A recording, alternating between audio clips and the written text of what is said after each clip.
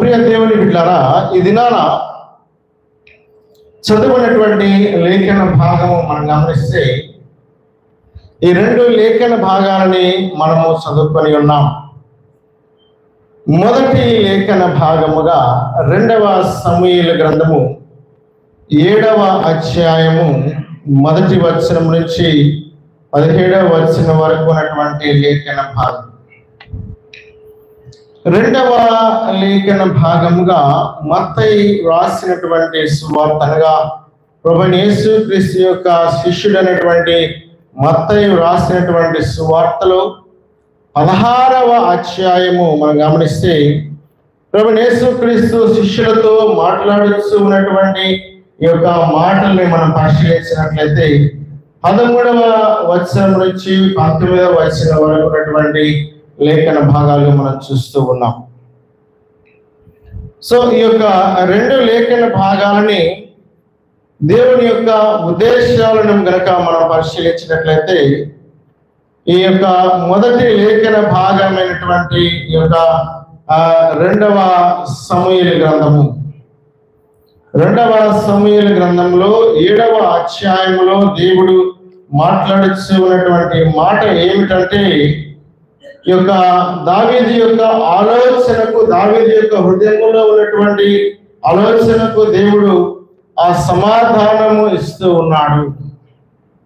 దేవుని యొక్క ఆలోచన ఏమై ఉన్నది? మొదటి వచనము 2వ వచనము నేను చదువుతాను. యెహోవా నలుదిక్కులా అతని శత్రువుల మీద అతనికి విజయం ఇచ్చి అతనికి నెమ్మది కలుగ చేసిన తరువాత రాజు తన నగరి యందు కాపురం ఉండి నాతానును ప్రవక్తను పిలువనంపి, నేను దేవదారు మ్రానుతో కట్టిన నగరి యందు వాసము చేయుచుండగా దేవుని మందసము డేరాలో నిలిచి ఉన్నదనగా, నాతాను యెహోవా నీకు తోడుగా ఉన్నాడు, నీకు తోచినదంతయు నెరవేర్చమనెను. క్రీస్తునందు ప్రియ దేవుని బిడ్డలారా, దావీదుకు వచ్చినటువంటి ఆలోచన మంచి ఆలోచనే. దావీదు యొక్క తలంపు మంచి తలంపే. దావీదు యొక్క ప్రేరణ మంచి ప్రేరణే. ఆయన యొక్క ఆవేదన లేక ఆయన యొక్క బాధ కూడా మంచిదే. తను ఆ నెమ్మది కలిగిన తర్వాత యెహోవా నలుదిక్కుల అతని శత్రువుల మీద అతనికి విజయం ఇచ్చి అతనికి నెమ్మది కలుగ చేసిన తర్వాత ఆ రాజు అంట తన నగరి యందు కాపురం ఉన్నటువంటి ఆ యొక్క నగరిలో ఉంటూ ఆ నాతాను అనేటువంటి ప్రవక్తను ఆయన పిలుస్తూ ఉన్నాడు. ఆ యొక్క కోర్ట్ ప్రాఫిట్, ఆయన ఆస్థాన ప్రవక్తగా ఉన్నటువంటి వాడు. ఆస్థాన ప్రవక్తగా, కోర్ట్ ప్రాఫిట్ గా ఉన్నటువంటి నాతానుతో దేవుడు దావీదు సెలవిస్తున్నటువంటి మాట ఏమిటంటే, నేను దేవదారు మ్రానుతో కట్టిన నగరి యందు నివాసము చేయుచుండగా దేవుని మందసము డేరాలో నిలిచి ఉన్నదనగా, దేవుని మందసమును గురించినటువంటి ఆ ఆలోచన దావీదు చేస్తూ ఉన్నాడు. ప్రియమైన దేవుని బిడ్డ, ఈ యొక్క పాత నిబంధన గ్రంథములో దేవుని కొరకు ఒక టెంపుల్, ఒక మందిరము అనగా హస్తకృత్యములైనటువంటి ఒక మందిరము నిర్మించడానికి దావీదు యొక్క ఆలోచన, దావీదు యొక్క తలంపుగా ఉంచి ఉన్నది. సో నాతాను అంటున్నాడు వెంటనే, యెహోవా నీకు తోడుగా ఉన్నాడు, నీకు తోచినదంతయు నెరవేర్చమనెను. కోర్టు ప్రాఫిట్ కదా, అనగా సంస్థానములో, రాజు యొక్క ఆస్థానములో ఉండేటువంటి ప్రవక్త, రాజుతో అనుదినము ఆ సహవాసములో ఉండేటువంటి ప్రవక్త, రాజుతో ప్రతిదినము ఆ భోజనము చేసేటువంటి ప్రవక్త, అనగా రాజుతో చాలా క్లోజ్ గా ఉండేటువంటి వ్యక్తి ప్రవక్త. సో ఇమ్మీడియట్ గా రాజు మీద ఉన్నటువంటి అభిమానాన్ని బట్టి, ప్రేమను బట్టి ఆయన ఏమన్నట్టు ఉన్నాడంటే, ఓకే మంచిది దావీదు, దేవుడు నీకు తోడుగా ఉన్నాడు, దేవుడు నీకు తోడుగా ఉన్నాడు, నీకు తోచినదంతయు నెరవేర్చుమనెను. అయితే ఆ రాత్రి యెహోవా వాక్కు నాతానుకు ప్రత్యక్షమై సెలవిచ్చినదేమనగా, నీవు పోయి నా సేవకుడకు దావీదుతో ఇట్లనము, యెహోవా నీకు ఆజ్ఞ ఇచ్చినదేమనగా, నాకు నివాసముగా ఒక మందిరమును కట్టింతువా? ఒక ప్రశ్న వేస్తూ ఉన్నాడు పిల్ల. నాకు నివాసముగా ఒక మందిరమును కట్టింతువా? చూడండి, ఒక ప్రశ్న వేస్తూ ఉన్నాడు. ఐగుప్తుల నుండి నేను ఇశ్రాయేలును రప్పించిన నాటి నుండి నేటి వరకు మందిరములో నివసింపక డేరాలోను గుడారములో నివసించుచు సంచరించి తిని. నేను సంచరించాను. మీరు ఐగుప్తులో నుంచి వస్తూ ఉన్నప్పుడు ఈ యొక్క ప్రయాణంలో ఈ 40 సంవత్సరాలలో నేను డేరాలలో ఉన్నాను, గుడారాలలో నేను ఒక చోట స్థిరముగా లేక నేను సంచరించుచు వచ్చి ఉన్నాను. నీవు నా కొరకు ఒక మందిరము కట్టించదవా?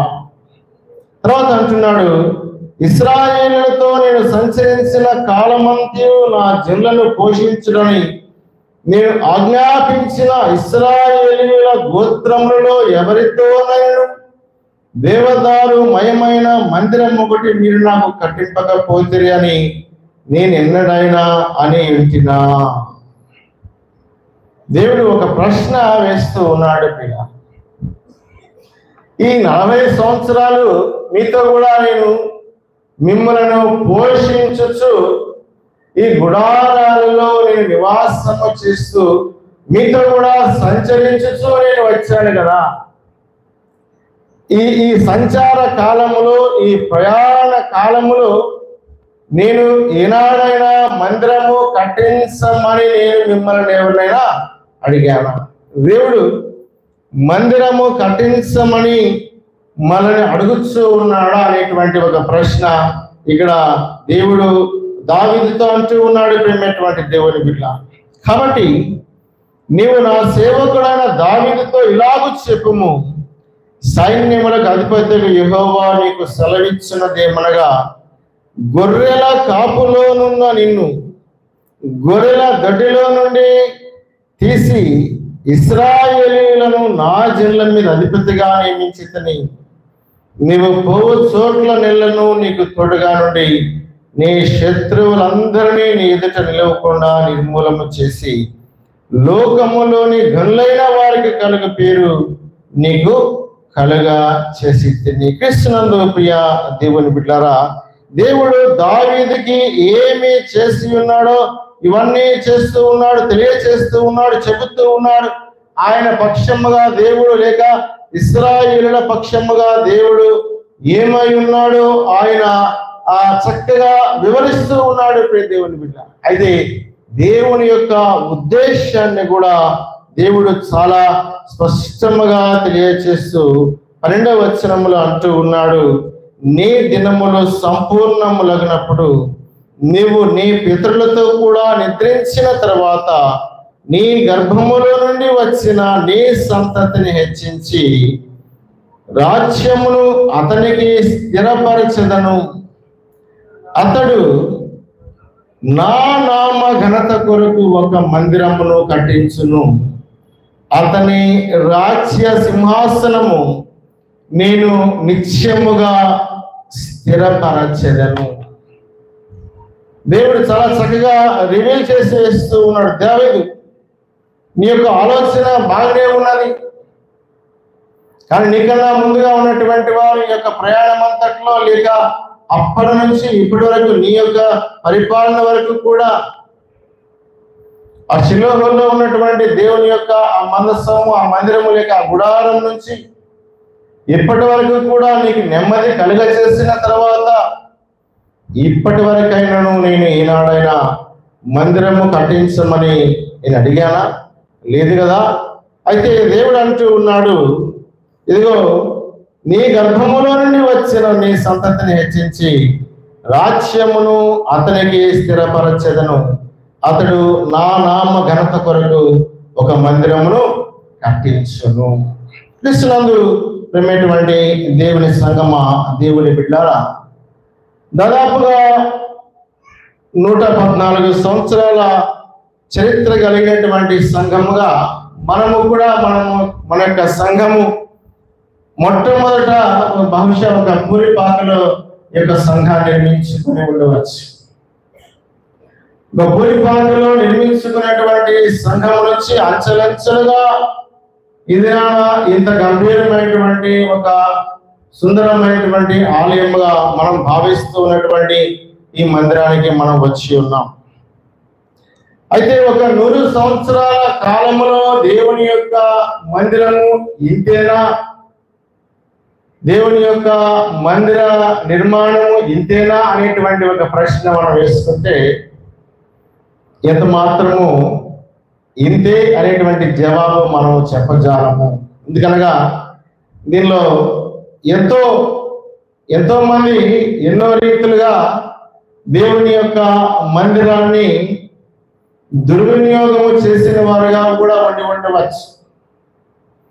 దేవుని ఆలయంలో ఉన్నటువంటి దేవుని ఖజానాలో ఉన్నటువంటి డబ్బులు కూడా తినివేసిన వారుగా కూడా ఉండవచ్చు. దొంగ లెక్కలు చెప్పినటువంటి వారుగా కూడా ఉండవచ్చు. సో ఇవన్నీ మనము సమర్థించుకుంటూ ముందుకు వెళ్తూ ఉన్నాం. కాబట్టి మన మందిరము ఇంకా ఇక్కడే ఉన్నది. మన మందిరము ఇంకా ఇక్కడే ఉన్నది. దేవుని యొక్క మందిరము ఒక 100 సంవత్సరాలలో ఎంతగానో ఆర్థికంగా మనము బలపరచబడినటువంటి వారముగా ఎంతో మంది పేదలు వారి యొక్క కష్టార్జితాలు, వారి రక్తము, వారి చెమటని దేవుని యొక్క మందిరములో వారు విత్తుచూ ఉండగా ఈ విత్తినటువంటి వాటిని కాకులు గ్రద్దలు తన్నుకొని పోయినటువంటి రీతిగా చాలా మంది చేసినటువంటి అనుభవాలు సంఘంలో ఎవరిని అడిగినా కూడా చెబుతూ ఉంటారు.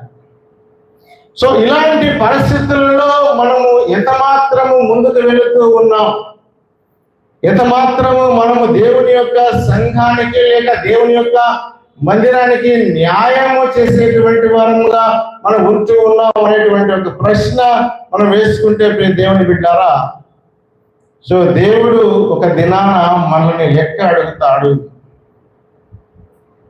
ఎలాగైతే అననీయ సఫీరాని దేవుడు లెక్క అడిగాడో, మీరు పొలము అమ్మితే ఇంతేనా వచ్చిందని దేవుడు అడిగాడు కదా, అలాగే ఈ యొక్క సంఘములో బాధ్యతలు నిర్వర్తించిన వారందరినీ కూడా దేవుడు ఒక దినాన్ని నిలబెట్టి అడుగుతాడు. జాగ్రత్త దేవుని బిడ్డ, ఇంతేనా ఈ యొక్క సంఘములో వచ్చినటువంటి ఆర్థిక వనరులు, ఇంతేనా నీవు నిజంగా ఖర్చు పెట్టి లెక్క చెప్పినటువంటిది, ఇంతేనా మీరు ఆమోదించినటువంటిది, ఇంతేనా మీరు ఆడిట్ చేసినటువంటిది, ఇంతేనా మీరు ఆడిట్ చేసినటువంటిది అనేటువంటి ప్రశ్న కూడా దేవుడు అందరినీ అడుగుతాడు, నన్ను కూడా అడుగుతాడు. ఇంతేనా నీవు వాక్యం చెప్పింది? ఇట్లా దొంగలుగా ఉంటే, ఇట్లా పందికొక్కులుగా ఉంటే, ఇట్లా దొంగ లెక్కలు చెప్పేవారుగా ఉంటే, దొంగ ఆడిట్లు చేసేటువంటి వారుగా ఉంటే మీరు ఎవరిని ఖండించవా? నీవు సంఘ కాపురిగా ఇక్కడ పనిచేసేవు కదా అని నన్ను కూడా అడుగుతాడు. సో దానికి సాక్ష్యంగా ఉండడానికి నేను ఈ మాటలు మీతో హెచ్చరిస్తూ ఉన్నాను దేవుని బిడ్డ. సో దేవుడు అంటూ ఉన్నాడు, ఈ 100 సంవత్సరాలలో మీ వద్ద ఉన్నటువంటిది ఇంతేనా? మీరు ఇంతపాటి మందిరమేనా నా కొరకు కట్టించింది? మీరు ఎంతగా అభివృద్ధి చెందారు, ఎంతగా మీరు దేవుని మందిరానికి మీ యొక్క గుప్పిళ్ళు చెప్పారు, ఆ గుప్పిళ్ళు ఎంతమంది దొంగిలించారు అనేటువంటిది కూడా దేవుడు ప్రశ్న వేస్తాడు ప్రేమటువంటి దేవుని బిడ్డ. సో కాబట్టి మనము డెవలప్ కావటం లేదు. మన యొక్క మందిరం ఎలా ఉన్నది అంటే అలాగే ఉన్నది. మనం ఏ అభివృద్ధి చేస్తూ ఉన్నాం, ఏ విధమైనటువంటి డెవలప్మెంట్స్ చేస్తూ ఉన్నాం, మనం చక్కగా మనకు ఉన్నటువంటి వనరుల గురించి మనం అతిశయిస్తూ ఉంటాం. కానీ వీటన్నింటినీ కూడా మనము దేవుని యొక్క మందిర నిర్మాణం కొరకు లేక మందిరం యొక్క అభివృద్ధి కొరకు ఎంతవరకు మనము క్రమముగా సరైనటువంటి రీతిలో మనం వినియోగిస్తూ ఉన్నాం. ఇవన్నీ ప్రశ్నలు ప్రేమటువంటి దేవుని బిడ్డ. ఇది మనతో ఉన్నటువంటి అనేకమైనటువంటి సంఘాలను మనం గమనిస్తూ ఉన్నప్పుడు ఎంతో క్రమముగా నీతి కలిగి నిజాయితీ కలిగి దేవుని యొక్క సన్నిధానంలో భయం కలిగి ఉన్నటువంటి వారు చాలా మంది చక్కగా దేవుని యొక్క మందిరాలు ఉన్నతమైనటువంటివిగా నిర్మించుకొని ఉన్నారు. సో మనము కూడా అటువంటి దిశలో ముందుకు వెళ్ళవలసినటువంటి రెస్పాన్సిబిలిటీ, బాధ్యత మనందరి మీద ఉన్నది. ఎక్కడ అయ్యగారు చందా లెక్క పెట్టేటప్పుడు కవర్లు కాళ్ళ కింద పెట్టుకుంటారు, తొడల కింద పెట్టుకుంటారు. ఎట్లా అభివృద్ధి చెందుతామంటే మనము ఎలాగో ముందుకు వెళుతూ ఉంటాం. లెక్కలు దొంగ లెక్కలు రాస్తారు. 10,000 అయితే ₹1,00,000 రాస్తారు, 1000 అయితే 2,000 రాస్తారు. రాసేటువంటి వాళ్ళు ఉన్నారంటే ఇలాగ మనము ముందుకు వెళుతూ అన్యాయం, అక్రమం, సంఘము ఎందుకు ముందుకు వెళ్ళదు, సంఘం ఎందుకు ఆశీర్వదించబడటం అనేటువంటి ఒక సాకు మనము చూపిస్తూ ఉన్నాం. సంఘములో జరిగేటువంటి అన్యాయము, అవినీతి చేసేవాడికి ఎంత పాపమో దాన్ని చూస్తూ సమర్థించేటువంటి వారికి కూడా అంతే పాపము. జాగ్రత్త దేవుని బిడ్డ. దేవుని మందిరం విషయంలో నీవు ఒక తప్పుని సమర్థిస్తూ ముందుకు వెళుతూ ఉన్నావంటే ఆ శాపము కూడా నీకే వస్తూ ఉన్నది, ఆ పాపము నీవే మూటగట్టుకుంటూ ఉన్నావు. సో దేవుడు ఇక్కడ ప్రశ్నిస్తూ ఉన్నాడు, నేనేనాడైనా మీకు మందిరము కట్టించనని మిమ్మల్ని ప్రశ్న నేను వేశాను. అయితే దేవుడు దావీదుతో చెబుతూ ఉన్నటువంటి మాట ఏమిటంటే, ఇదిగో నీ యొక్క గర్భములో నుండి వచ్చిన నీ సంతతిని హెచ్చించి రాజ్యమును అతనికి స్థిరపరచెదను. అతడు నా నామ ఘనత కొరకు ఒక మందిరమును కట్టించును. అతని రాజ్య సింహాసనమును నేను నిత్యముగా స్థిరపరచెదను. నిత్యముగా నేను స్థిరపరచెదను.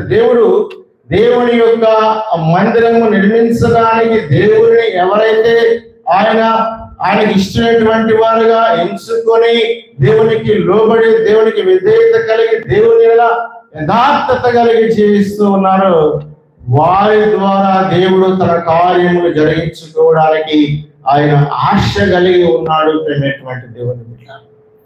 సొలొమోను గురించి ఆయన తెలియజేస్తూ, అతడు నా నామ ఘనత కొరకు ఒక మందిరమును కట్టించును. అతని రాజ్య సింహాసనమును నేను నిత్యముగా స్థిరపరచెదను. ప్రియ దేవుని బిడ్డారా, ఈ యొక్క పాత నిబంధన గ్రంథములో చెప్పబడినటువంటి ఈ యొక్క ప్రామిస్, దేవుడు ఆ దావీదుతో చేసినటువంటి ఈ యొక్క వాగ్దానము లేక దేవుని మందిరమును గురించి దావీదుతో చెప్పినటువంటి ఈ యొక్క మాట, it is a promise to David. దావీదుకి దేవుడు ఇస్తూ ఉన్నటువంటి ఒక వాగ్దానము.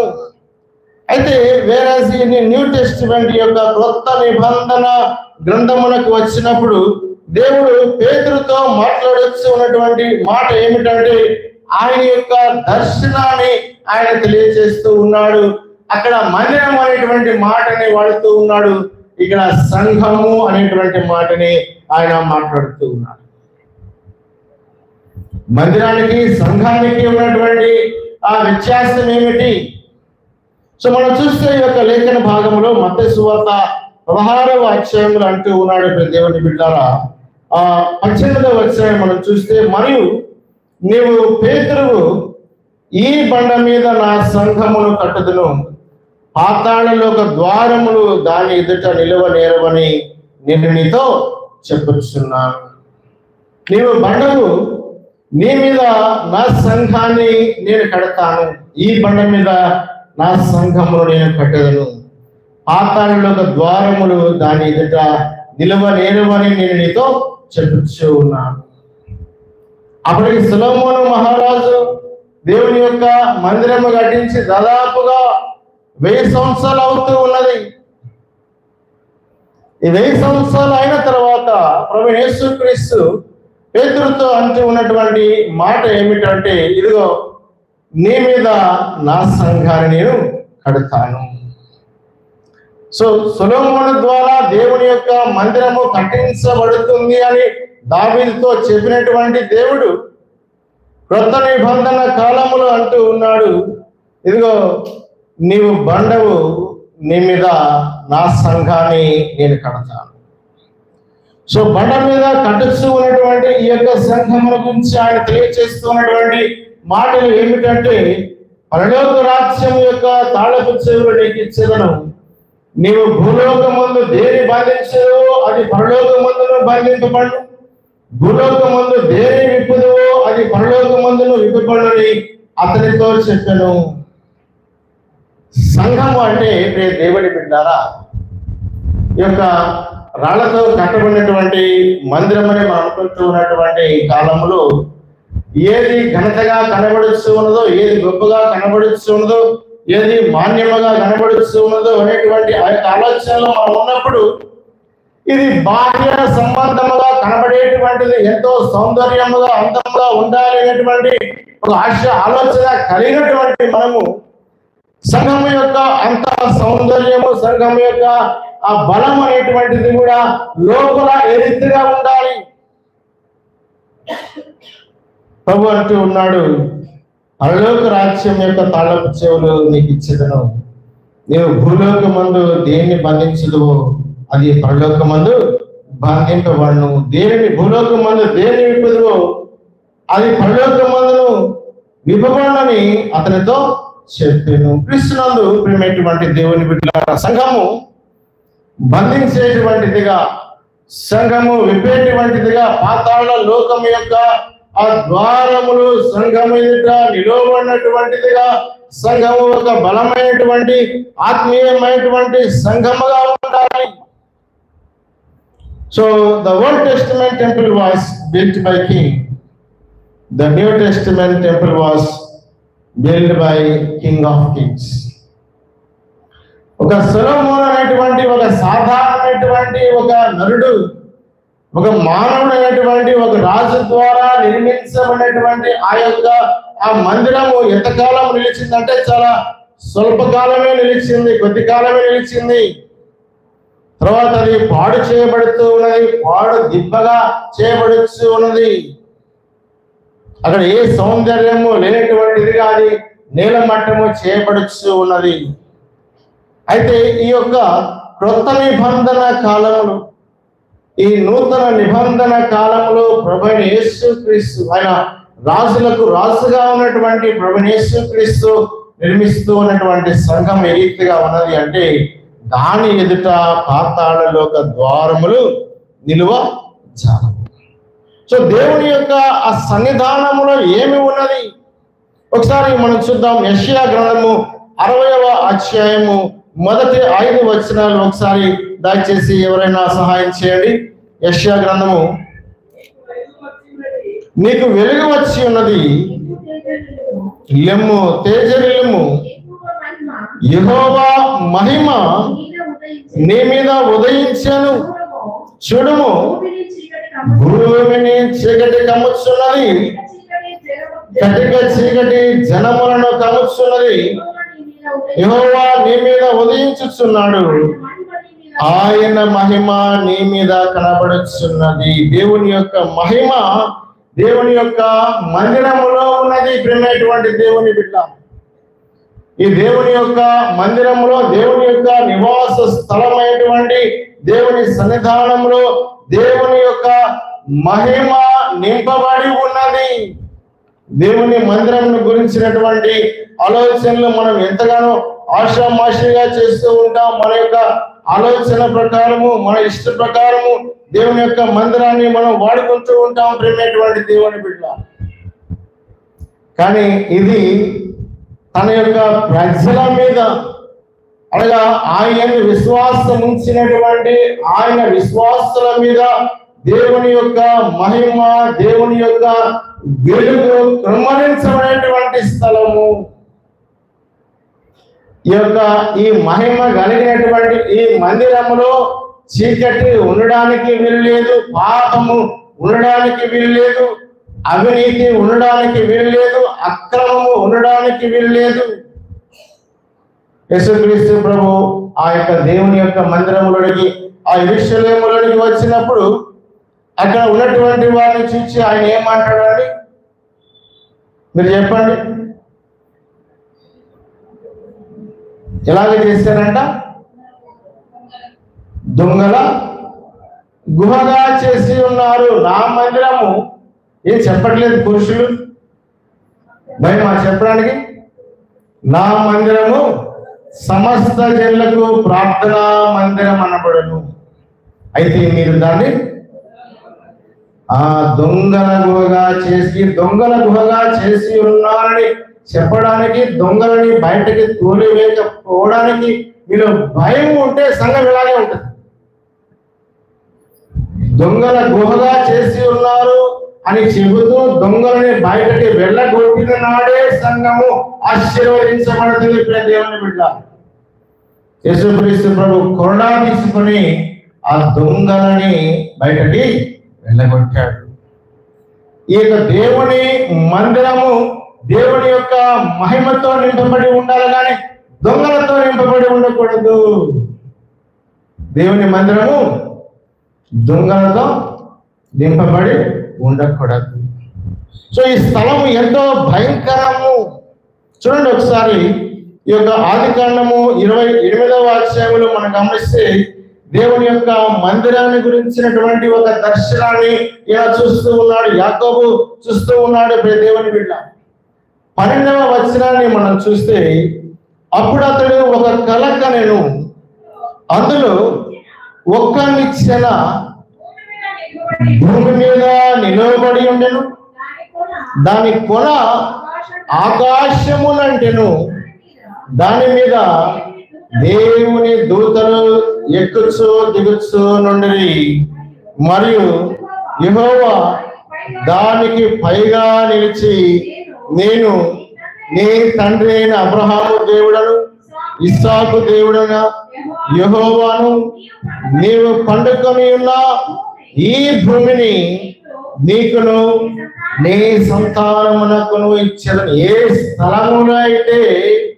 ఆ సొలొమోను దేవుని యొక్క మందిరాన్ని నిర్మిస్తూ ఉన్నాడు, ఏ ప్రాంతం అయితే దేవుని చేత ఎన్నిక చేయబడుతూ ఉన్నదో ఆ ప్రాంతంలోనే యాకోబు బయర్షెబా నుండి బయలుదేరి హారాను వైపు వెళ్ళొచ్చు ఒక చోట చేరి ప్రొద్దు గొంకినందున ఆ రాత్రి నిలిచిపోయి ఆ చోటి రాళ్ళలో ఒకటి తీసుకుని తనకు తలగడగా చేసుకుని అక్కడ పండుకొనేను.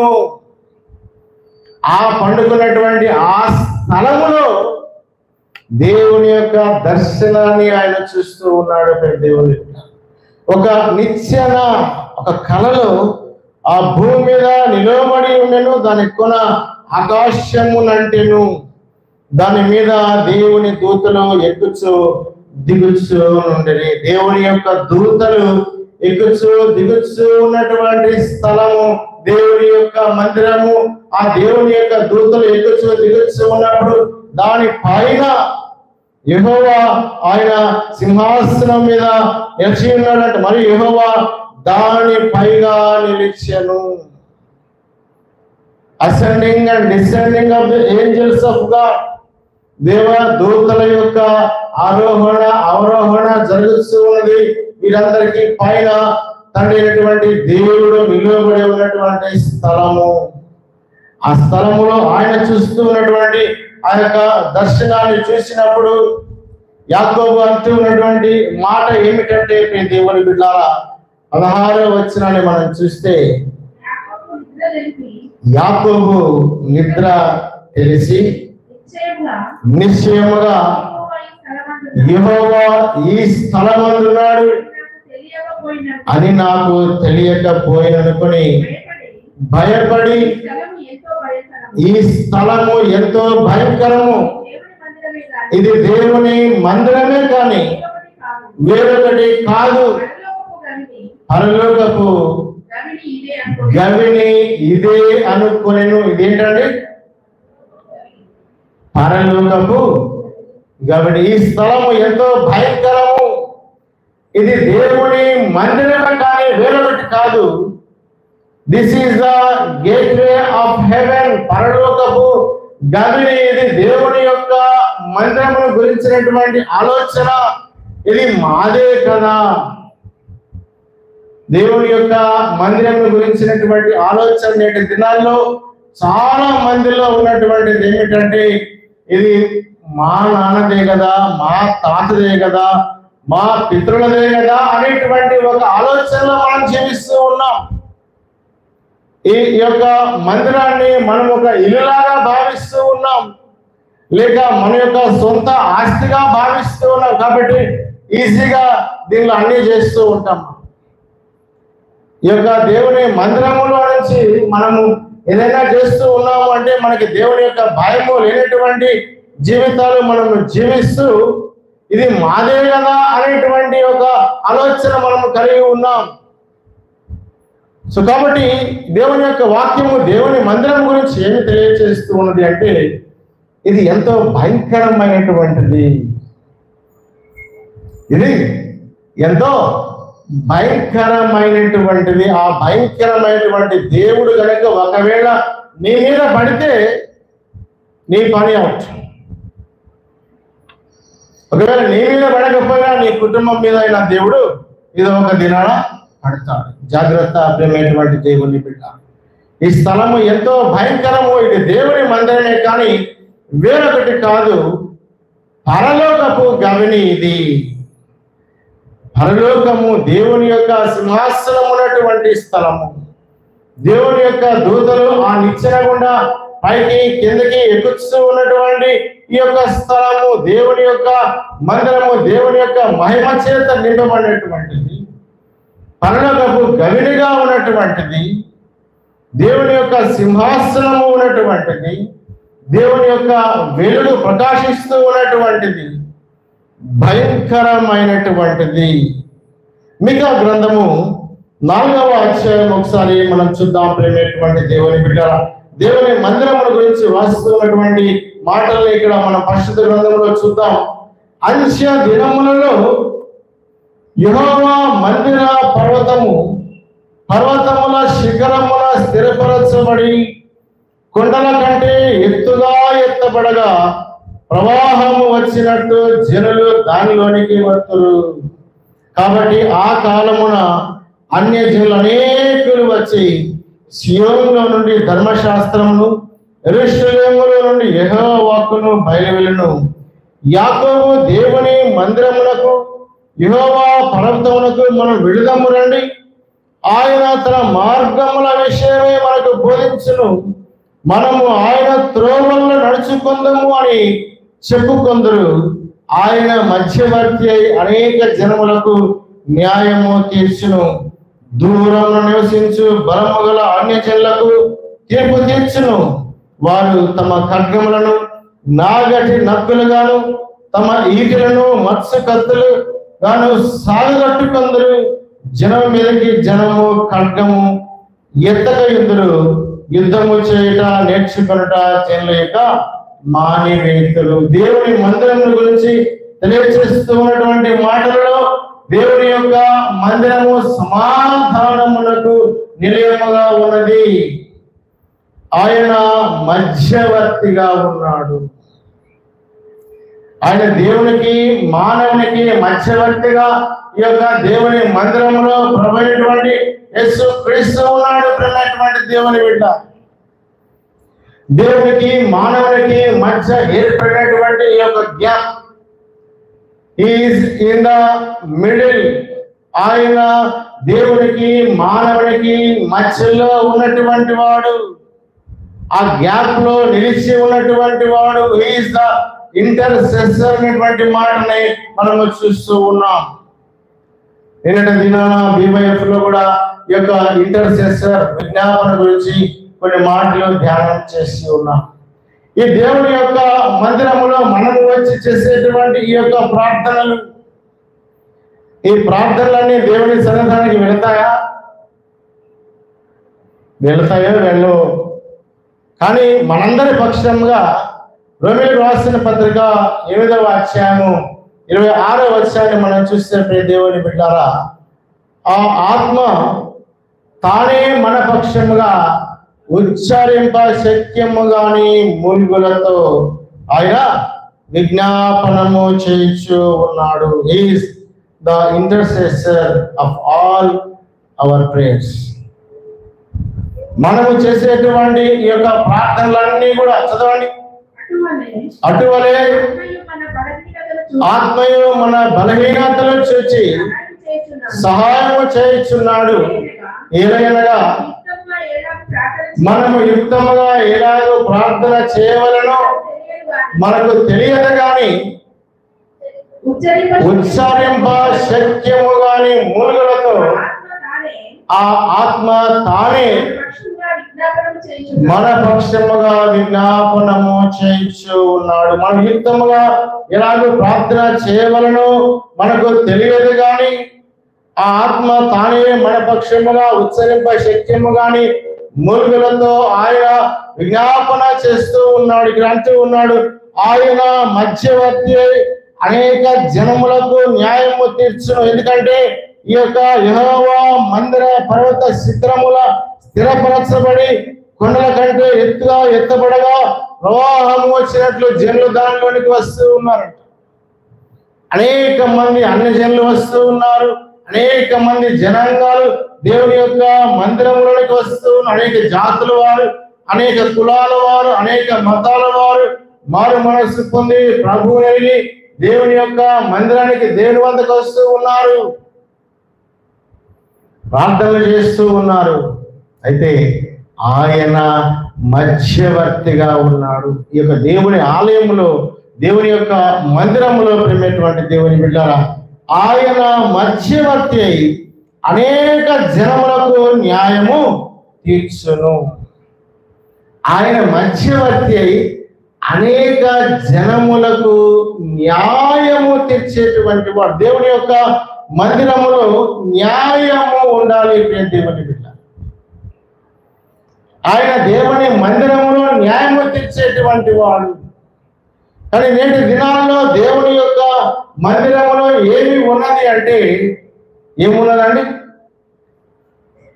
అన్యాయము ఉన్నది, అక్రమము ఉన్నది, అవినీతి ఉన్నది.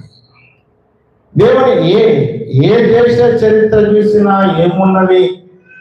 గర్వకారణము ఏదో అంటాడు కదా. సో అలా ఏ సంఘ చరిత్ర చూసినా ఏమున్నది గర్వకారణం అంటే అదే మనం బయట మాట్లాడుకునేటువంటిది. మనం కమిటీ మీటింగ్ల మట్టుకు మాట్లాడడం,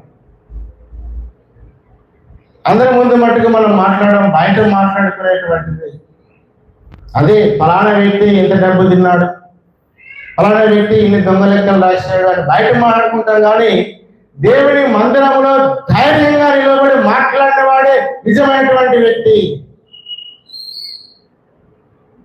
దేవుని మందిరంలో నీవు మాట్లాడకపోతే నీవు కూడా ఆ అన్యాయస్తుల్లో, అవినీతి పనుల్లో, ఆ అక్రమ దారుల్లో నీవు కూడా భాగస్థుడివే. నీకు ఎంతో కొంత ముట్టిందనే, అది డైరెక్ట్ కావచ్చు, ఇండైరెక్ట్ కావచ్చు. సిగ్గుతో తలదించుకోవాలి. న్యాయము ఉండవలసినటువంటి దేవుని మందిరములో అన్యాయం ఉంటూ ఉన్నది, అక్రమము ఉంటూ ఉన్నది. పెళ్ళేటువంటి దేవుని బిడ్డ. ఆమోసు గ్రంథము ఒకసారి మనం చూద్దాం. ఆమోసు గ్రంథంలో ప్రవక్త అంటూ ఉన్నాడు, ఇదిగో ఇశ్రాయేలు గురించి, ఆయన దేవుని యొక్క ప్రజల గురించి ఒక ప్రవచనము దేవుడు ఎత్తి మాట్లాడుతూ ఉన్నటువంటి ఈ యొక్క సందర్భములో 5వ అధ్యాయము 24 వచనాన్ని ఒకసారి మనం చదువుకుందాం. నీళ్లు పారినట్లుగా న్యాయము జరగనీయుడి, గొప్ప ప్రవాహము వలె నీతిని ప్రవహింపనీయుడి. నీతి న్యాయముల గురించి దేవుడు మాట్లాడుతూ ఉన్నటువంటి మాటలు చూడండి దేవుని బిడ్డ. ఈ యొక్క 8th సెంచరీ ప్రాఫిట్ అయినటువంటి ఆమోసు గురించి మనం కనుక ధ్యానం వచ్చేసి, ఆమోసుని దేవుడు ఇక్కడ వెళ్ళి నీవు ఇశ్రాయేలుకి వెళ్ళి దేవుని యొక్క ప్రవచనాన్ని ప్రవచించు అంటున్నాడు. దేవుని యొక్క వాక్యాన్ని నీవు ప్రకటన చేయంటూ ఉన్నాడు. ఆయన వెళ్ళి ఈ రీతిగా ప్రకటన చేస్తూ ఉన్నప్పుడు, ఆయన ఈ రీతిగా దేవుడు చెప్పినటువంటి మాటలు చెబుతూ ఉన్నప్పుడు చూడండి 7వ అధ్యాయము 10వ వచనం మనం చూస్తే, అప్పుడు బేతేలులోని యాజకుడైన అమజ్య ఇశ్రాయేలు రాజైన యెరోబామునకు వర్తమానం పంపి, ఇశ్రాయేళ్ల మధ్య ఆమోసు నీ మీద కుట్ర చేయుచున్నాడు, యెరోబాము ఖడ్గము చేత చచ్చుననియు ఇశ్రాయేలీయులు తమ దేశమును విడిచి చెరలోనికి పోదురని ప్రకటించుచున్నాడు. అతని మాటలు దేశము సహింపజాలదు అని తెలియచేసెను. మరియు అమధ్య ఆమోసుతో ఇట్లనెను, దీర్ఘదర్శి తప్పించుకొని యూదా దేశములకు పారిపోము, అచ్చటనే భక్తము సంపాదించుకొనము, అచ్చటనే నీ వార్త ప్రకటించుము. అమధ్య అంటూ ఉన్నాడంట. ఆమోసు చాలా కొంచెం గట్టిగా చెబుతున్నాడు. నాలాగే ఆయన దగ్గరికి వచ్చి, నువ్వు నీ ఊరికి వెళ్ళిపో, నీ యూదా దేశానికి వెళ్ళయా, అక్కడికి వెళ్ళి ప్రకటించు, ఇక్కడ ఎందుకు నువ్వు ప్రకటిస్తున్నావు? మనం కూడా కొంచెం గట్టిగా చెబితే ఈ పాస్టర్ ఎక్కడి నుంచో వచ్చాడు, ఈయన అడిగే మనం నెరవేర్దాం అనేటువంటి ఆలోచనలు మనకు వస్తూ ఉంటాయి. మన దొంగతనాన్ని, మన అవినీతిని, మన అక్రమాన్ని మనకి ఎవరు చెప్పకూడదు.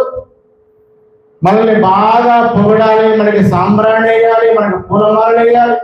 మనం ఎంత దొంగలమైనా, దుర్మార్గులమైనా, ఎంత అవినీతి పరులమైనా మనని భజన చేయాలి. ప్రియ దేవుని బిడ్డ, భజన చేసేటువంటి వారు వేరే ఉంటారు. నిజమైనటువంటి దేవుని సేవకులు ఎవరిని భజన చేయవలసిన అవసరము లేదు, ఉన్నదినట్లే చెప్పాలి. అమధ్య వచ్చి అంటూ ఉన్నాడు, ఇదిగో నీవు యూదా దేశానికి వెళ్ళి అక్కడ ప్రకటించయా, నీ సువార్త అక్కడే ప్రకటించు అంటే ఆమోసు ఏమంటున్నాడు తెలుసా? ప్రియ దేవుని బిడ్డారా, చూడండి.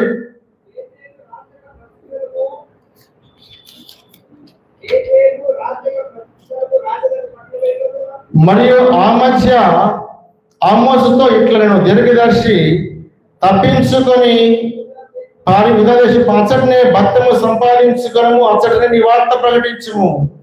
బేతేలు రాజు యొక్క ప్రతిష్ఠిత స్థలము, రాజధాని పట్టణమైనందున నీవికను దానిలో నీ వార్త ప్రకటన చేయకూడదు.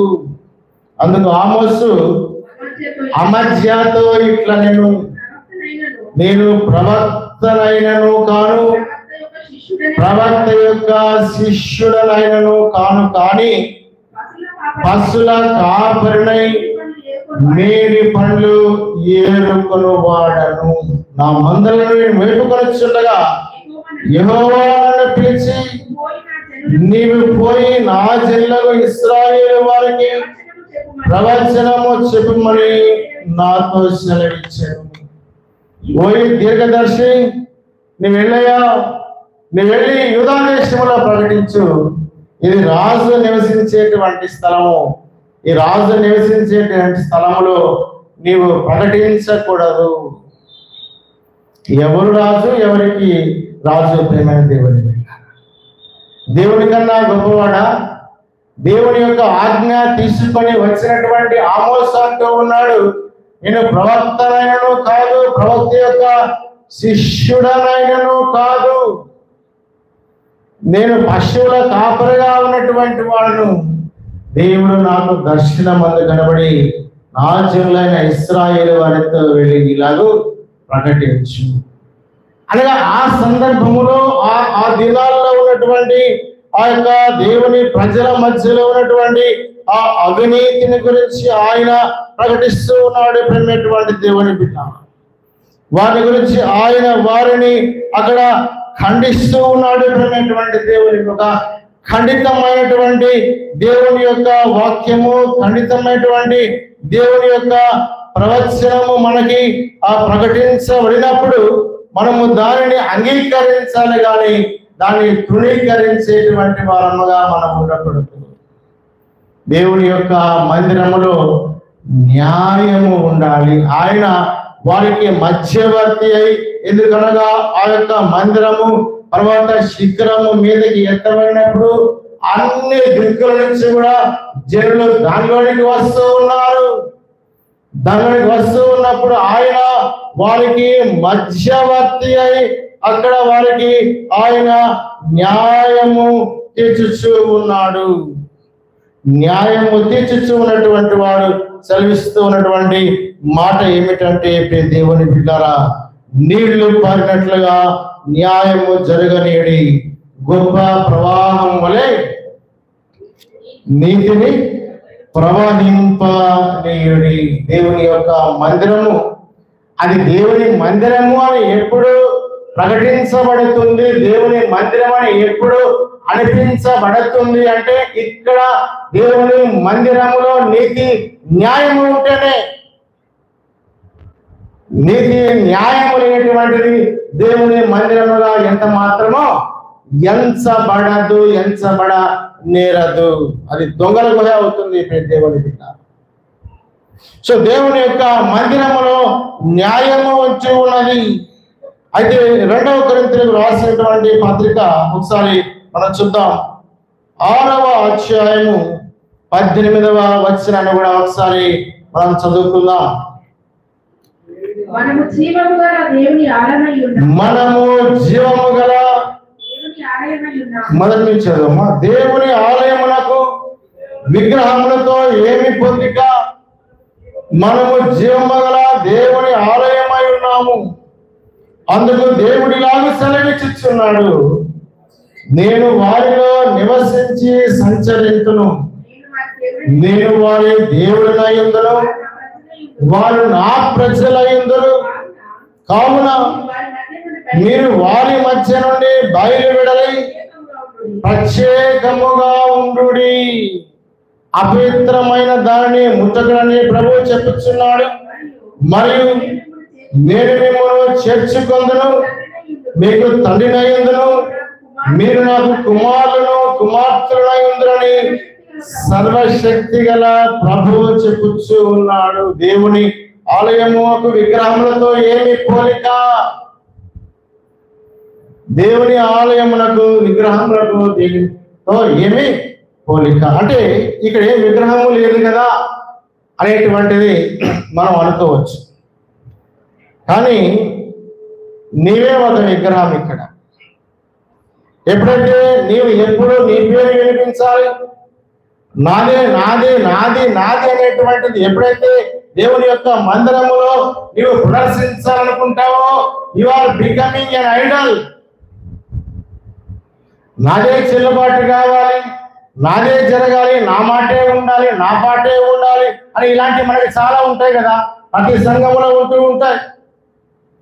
అదే విగ్రహము ప్రేమేటువంటి దేవుని బిడ్డ.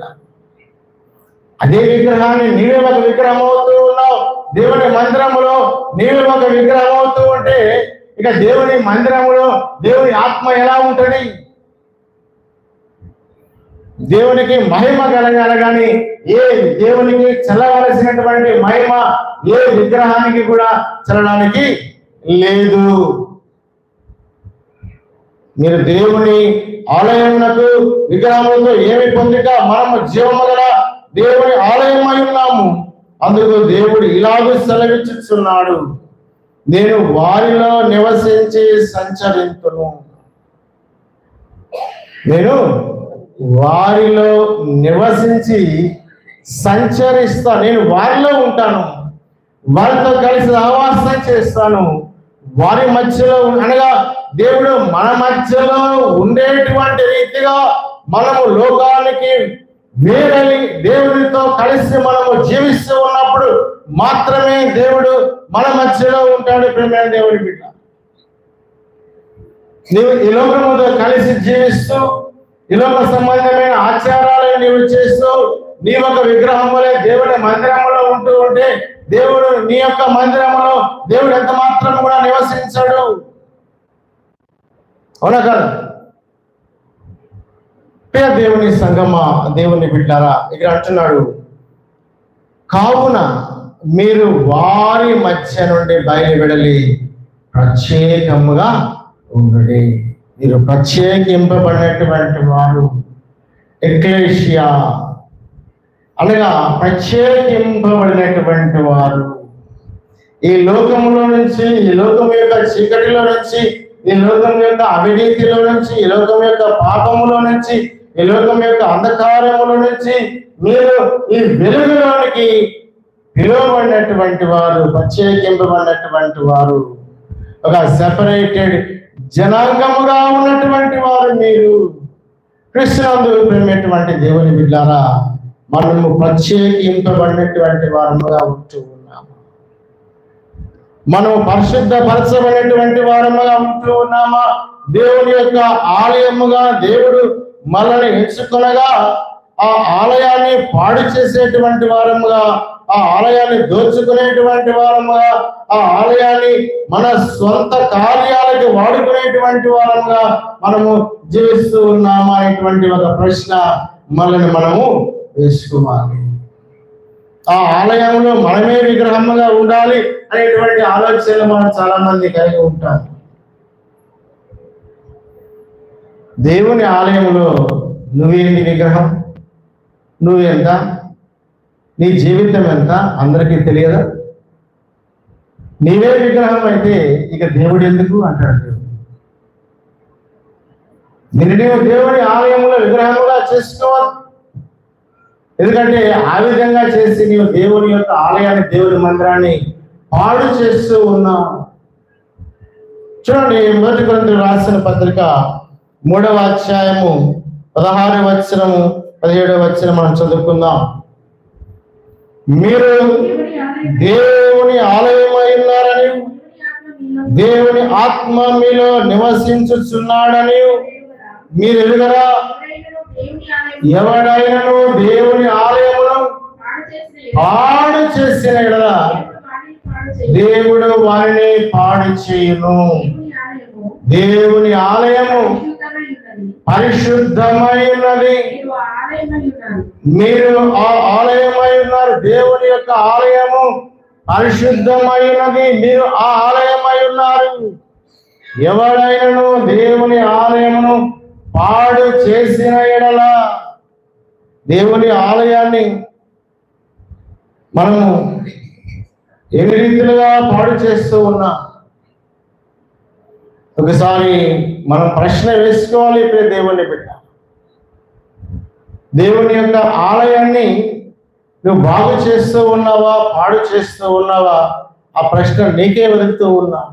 నీ జీవితాన్ని బట్టి, నీ ప్రవర్తనని బట్టి, నీ క్రియలను బట్టి, నీ మాటలను బట్టి నువ్వు దేవుని యొక్క ఆలయాన్ని నీవు పాడు చేస్తున్నావా, లేక నీవు దేవుని ఆలయముగా ఉండి నీవు జీవిస్తూ ఉన్నావా? దేవుని యొక్క మందిరము నిర్మించేటువంటి ఆశ మనందరికీ ఉన్నది. ఒక మంచి బ్యూటిఫుల్ గా ఉన్నటువంటి ఒక ఆలయంలో ఉండాలి అనేటువంటి ఒక ఆకాంక్ష మనందరికీ ఉంటుంది. దేవుని బిడ్డ, అయితే అంతకన్నా ప్రాముఖ్యంగా దేవుని యొక్క ఆలయాల వంటి ప్రజలుగా మనం ఉండాలి అనేటువంటి ఆశ, ఆకాంక్ష కూడా మనం కలిగి ఉండాలి.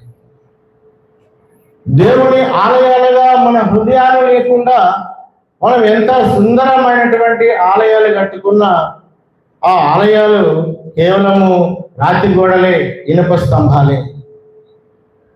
మొదట మనము దేవుని ఆలయముగా మనం ఉండాలి. దేవుని ఆటోమేటిక్ గా దేవుడు తన కార్యాలు జరిగించేటువంటి వాడుగా ఉంటూ ఉన్నాడు. ఇక్కడ అంటూ ఉన్నాడు, మీరు దేవుని ఆలయమై ఉన్నారని, దేవుని ఆత్మ మీలో నివసించుచున్నాడని మీరు ఎరుగరా? ఎవడైనను దేవుని ఆలయమును పాడు చేసిన దేవుడు వారిని పాడు చేయను. ఎవడైనను దేవుని ఆలయమును పాడు చేసిన క్రీస్తునందు ప్రేమేటువంటి దేవుని సంగమా, దేవుని బిడ్డ, ఒకసారి మనల్ని మనం పరిశీలించుకుందాం. మనము దేవుని మందిరాన్ని దేనికి మహిమగా వాడుతూ, యెహోవా యొక్క మహిమ దేవుని యొక్క మందిరములో ప్రకాశించుచు ఉన్నది. ఆయన యొక్క సన్నిధి, dwelling place is among the people of God. దేవుని యొక్క ప్రజల మధ్యలో దేవుని యొక్క సన్నిధి ఉన్నది అనేటువంటి విషయాన్ని మనం గుర్తించుకోవాలి. దేవుని యొక్క వెలుగు నీవు లేము, తేజరిల్లము, నీ మీద యెహోవా యొక్క వెలుగు ప్రకాశించుచు ఉన్నది అంటూ ఉన్నాడు. ఆయన యొక్క సమాధానము దేవుని సన్నిధానములో ఉన్నది అంటూ ఉన్నాడు. ఆయన యొక్క న్యాయము దేవుని సన్నిధానములో ఉన్నది అంటూ ఉన్నాడు. నీవే దేవుని ఆలయము అని అంటూ ఉన్నాడు. ఈ యొక్క దేవుని ఆలయానికి విగ్రహములతో ఏమి పొందిక నిన్ను నువ్వు దేవుని యొక్క ఆలయంలో దేవుని యొక్క సన్నిధిలో విగ్రహముగా చేసుకుంటే ఇక నేనెందుకు ఇక్కడ అని దేవుడు ప్రశ్నించేటువంటి వాడుగా ఉంటూ ఉన్నాడు. దేవుడు తనను ఉంచుదాం, ప్రార్థన చేసుకుందాం. చలనము కలిగినటువంటి వారముగా వాక్యాన్ని వినటువంటి మనము ఈ వాక్యము మాకు ఏమి బోధిస్తూ ఉన్నది, ఈ వాక్యము ద్వారా మా జీవితాలని లేక మా సంఘాన్ని మేము ఏ రీతిగా సరిదిద్దుకోవాలి అనేటువంటి ఆశ ఆలోచన మనలో కలగాలి. దేవుని బిడ్డ కలగకపోతే ఇలాంటివి ఎన్ని బోధించినప్పటికీ కూడా అది వ్యర్థమే. పరిశుద్ధుడా, ప్రేమ కలిగిన తండ్రి, దయ కలిగిన ఆయన, కృప కలిగిన రాజా, నీకు వందనాలు చెల్లిస్తూ ఈ మధ్యాహ్న కాల సమయంలో ప్రభు ఏ రీతిగా నీ పరిశుద్ధాలయము, నీ యొక్క మందిరము, నీ యొక్క సంఘము పాతాళ యొక్క ద్వారములో నిలవబడినటువంటి సంఘముగా ఇదిగో తండ్రి మేము ఉండినట్లుగా మా యొక్క జీవితాలను నీతికి, శాంతికి, సమాధానాలకు ఇదిగో ప్రభా నీ యొక్క మహిమకు, నీ యొక్క వెలుగుకు నిలయాలుగా ఆలయాలుగా చేసుకున్నప్పుడు నీవు మా కొరకు నిర్మించేటువంటి మందిరం బహు గొప్పదిగా ఉంటుంది. మాలో నీకు ఆయాసకరమైనటువంటి గుణాలు ఇదిగో ప్రభా మా యొక్క ప్రవర్తన, మా నడవడిక, మా మార్గములు సరైనవిగా లేకపోతే సరిచేయమని ప్రార్థిస్తూ ఉన్నాం. మమ్మల్ని ఖండించమని ప్రార్థిస్తూ ఉన్నాం. మాకు బుద్ధి చెప్పమని ప్రార్థిస్తూ ఉన్నాం. ఇదిగో నా తండ్రి విత్తబడిన వాక్యము అందరి హృదయాల్లో ఫలింపొచ్చింది. వాక్యము వినిన ప్రతి బిడ్డను కూడా మీరు తెలియవలసిన దీవించి ఆశ్రయించు.